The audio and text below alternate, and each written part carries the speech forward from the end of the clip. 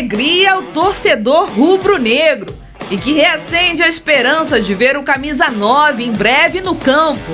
Pedro avançou na fase de recuperação da cirurgia do joelho esquerdo.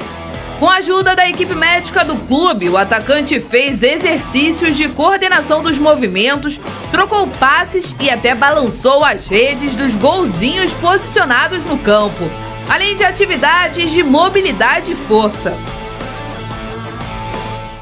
Então nós dividimos aí o trabalho durante a semana, durante essas últimas semanas, e ele fez variando o trabalho na areia e na grama, e sempre muito bem, sempre com um desempenho muito bom.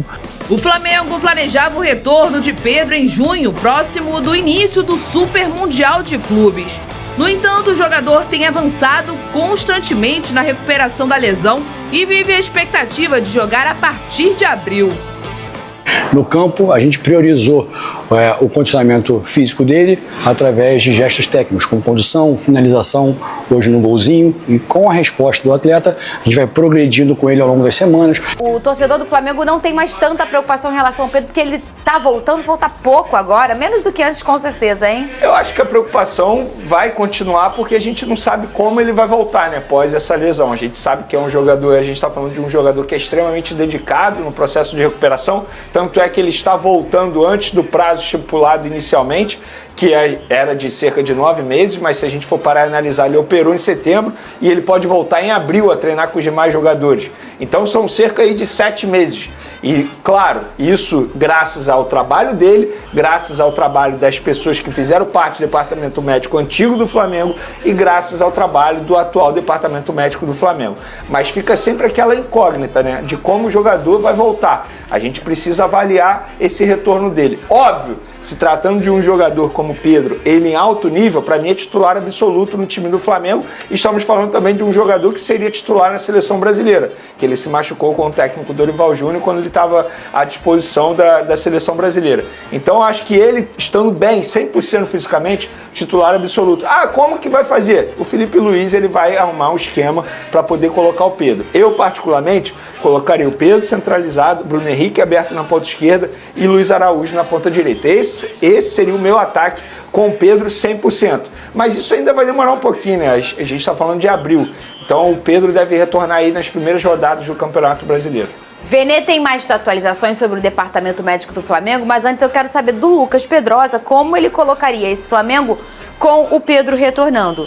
Concordo com Nesses 131 milhões, se você ganhar, não sei o quê, ele voltando, performando, tudo ok. Sabe aquela que a gente estava fazendo esse exercício aqui? Justo, acho que seria isso mesmo. O Pedro como centroavante, o Bruno Henrique deslocado para a ponta esquerda e o Luiz Araújo na ponta direita, porque eu gosto muito do Luiz Araújo, mas não seria um problema eu jogar com o Plata ali também, que joga muito bem naquela posição, na ponta direita, é canhoto, puxa para dentro, bate também de fora da área, mas o Pedro é titular, gente. Não tem nenhum jogador que seja centroavante no Brasil que consiga jogar o que o Pedro joga. Hoje você tem o Memphis, o Yuri Alberto tem uma ótima fase, o Igor Jesus teve uma ótima fase, mas o Pedro em condições normais, ele é o melhor 9 do Brasil. Eu acho que além de ter o Pedro à disposição, que a gente está falando de um craque, um centroavante que hoje não tem aí no futebol da América do Sul, eu acho que o retorno do Pedro dá a possibilidade do Felipe Luiz também mudar o esquema de jogo.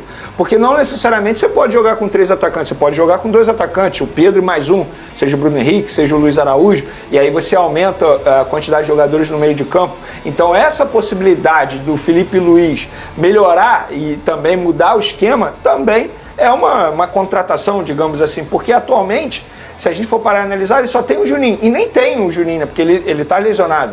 Então ele bota o Bruno Henrique ali improvisado. Então com o Pedro dá essa possibilidade dele mudar o esquema durante os jogos. Não precisa pensando num time titular. E o mais interessante do Felipe Luiz, ou Pedrosa, é exatamente isso. A gente não consegue cravar um esquema tático, tô falando em números. Ele joga em tal esquema. Ele realmente é um cara que ele é flexível, ele joga muito em relação ao cenário que ele está encontrando. e muda esse cenário de forma muito rápida e muito inteligente, porque ele faz uma leitura tática muito forte, não só do time dele, como do time adversário também, mas a gente consegue identificar um DNA ali, uma característica do time do Filipe Luís. Isso é muito interessante para um treinador que ainda é muito jovem, né, ô Pedrosa? Eu acho que tudo isso tem a ver com a bagagem que ele acumulou como atleta. O perde-pressiona do Flamengo tem sido muito bem feito. Muitas vezes ele coloca até 4 jogadores para fazer essa marcação alta. Quando o Flamengo tem a bola, ele consegue também recomeçar o jogo. Quando eu digo isso, o Botafogo do Arthur Jorge fazia isso muito bem quando ele jogava a bola lá no John e aí os zagueiros abriam, o time ficava um pouco mais espaçado e trazia o adversário para o seu campo, para justamente você ter campo de transição para atacar. O Flamengo do Filipe Luís tem feito isso também. Então é uma equipe muito bem treinada pelo Filipe Luís. Claro, eu sempre cito isso aqui, ele deu a sorte e teve a competência, porque ele tem uma máquina na mão, um time que tem 20 jogadores de nível de seleção, seja brasileira, seja uruguaia, seja argentina e tudo mais. Agora, ele realmente está fazendo um bom trabalho desde o final do ano passado, é um cara que está mostrando a variação tática dentro e fora de campo também. Quando ele conversa com a gente, você vê que ele também consegue agregar bastante no quesito futebol brasileiro. Vene, além do Pedro, quais outras atualizações sobre o departamento médico do Flamengo você tem? Vamos lá, Michael, lesionado, só volta em março, sem prazo de retorno. O Cebolinha acabou de sofrer mais uma lesão muscular. A boa notícia é que é uma lesão pequena, né? Vamos dizer aí que é de grau 1, ou seja, não vai ficar muito tempo longe dos gramados. O Juninho, Flamengo tenta deixar à disposição para o jogo já de sábado contra o Vasco da Gama, tal como o Alexandre. A boa notícia é o retorno do Ayrton Lucas. E aí muita gente fala assim, mas o Léo Pereira foi bem. Gente, o Ayrton Lucas, ele é lateral esquerdo de ofício. O Léo Pereira, ele quebrou um galho e quebra um galho muito bem feito. Verdade seja dita, tanto ele quanto o Varela. Então o ideal para o Filipe Luís é que eles tenham um jogador daquela posição à disposição, que é o caso do Ayrton Lucas, caso não tenha o Alexandre ainda. Mas o ideal é que o Alexandre retorne, porque para mim é o titular absoluto na lateral esquerda. Mas mesmo eles retornando de lesão, eles jogam como titulares? Quem? O Ayrton Lucas? Se o Alexandre não ficar à disposição, o Ayrton Lucas é o titular. Ele tá voltando agora. Voltando agora, exatamente. Ele seria o titular mesmo com o Varela, que fez boas partidas. Mesmo com o Varela, exatamente. Entendi. E mesmo com o Léo Pereira também. Bom, vamos começar a brigar! Eu acho que faltou uma opção. Qual? Faltou uma opção. Prejudica os torcedores, que pra mim é o maior prejudicado. No caso ali seria prejudica os dois, né? Eu ia falar que essa pergunta ela tem 2 viés.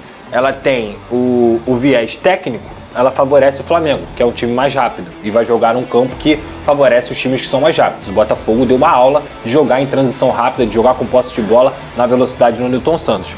Prejudica os dois quando a gente pensa no espetáculo para o torcedor, que com a saída do jogo do Maracanã para o Newton Santos, essa redução é de quase 30 mil torcedores. Então 30 mil torcedores vascaínos e flamenguistas não poderão ir ao Maracanã. Pior, 8 mil foram tirados porque, até o momento, os setores estão fechados pelo BEP.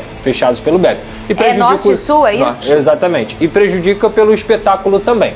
O Flamengo tem interesse em Matheus Pereira. Isso mesmo, internamente, o Flamengo está de olho no meia que atualmente está no Cruzeiro, mas que vive um momento complicado por lá.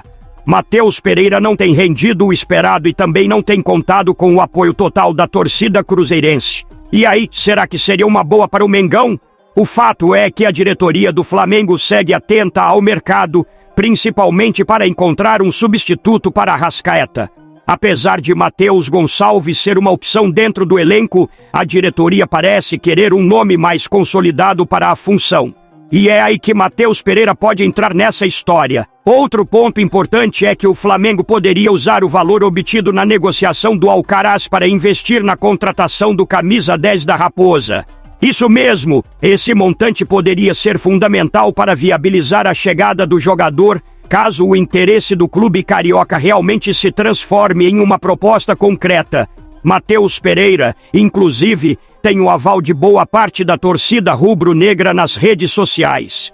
A galera tem comentado bastante sobre essa possibilidade e, como a gente sabe, hoje em dia a voz da torcida nas redes pode influenciar bastante as decisões da diretoria. A mídia também tem um papel fundamental nesse processo. Quando o assunto começa a ganhar repercussão, a diretoria pode enxergar uma oportunidade estratégica. Afinal, uma contratação que tem o apoio da torcida e da mídia pode se tornar um grande acerto para o clube. A diretoria está analisando todos os cenários e avaliando se vale a pena ou não avançar para tentar trazer Matheus Pereira. O que você acha, torcedor? Matheus Pereira seria um bom substituto para Arrascaeta? Será que ele conseguiria render no Flamengo e mostrar o futebol que a gente sabe que ele tem? Vale lembrar que Matheus Pereira já brilhou no futebol europeu e tem qualidade técnica para ser um nome importante no elenco rubro-negro. No entanto, ele não vive um bom momento no Cruzeiro, o que levanta questionamentos sobre o custo-benefício dessa contratação.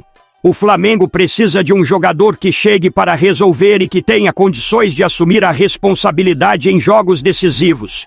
Matheus Pereira seria esse cara. Além disso, tem a questão financeira. O Flamengo tem se mostrado um clube muito responsável com suas finanças e qualquer investimento precisa ser bem pensado. Será que vale a pena investir uma parte significativa do valor obtido com a venda de Alcaraz em um jogador que está em baixa? Por outro lado, pode ser uma oportunidade de mercado. Se Matheus Pereira conseguir retomar o bom futebol no Flamengo, ele pode ser uma peça fundamental na temporada, principalmente quando Arrascaeta não estiver disponível. Sabemos que o Arrasca é um jogador diferenciado, mas também sabemos que ele convive com problemas físicos e o Flamengo precisa ter um substituto à altura. Então, torcedor, queremos saber a sua opinião. Matheus Pereira no Mengão seria uma boa? Você acha que ele daria certo no Flamengo? Deixe sua opinião nos comentários. Agora estamos com a opção de ser membro do canal. Você ganhará vários benefícios sendo membro. Vai lá conferir quais benefícios você ganhará. Não esquece de deixar a curtida no vídeo, se inscrever no canal e ativar o sininho para não perder nenhum detalhe do Flamengo. Até a próxima. Saudações rubro-negras.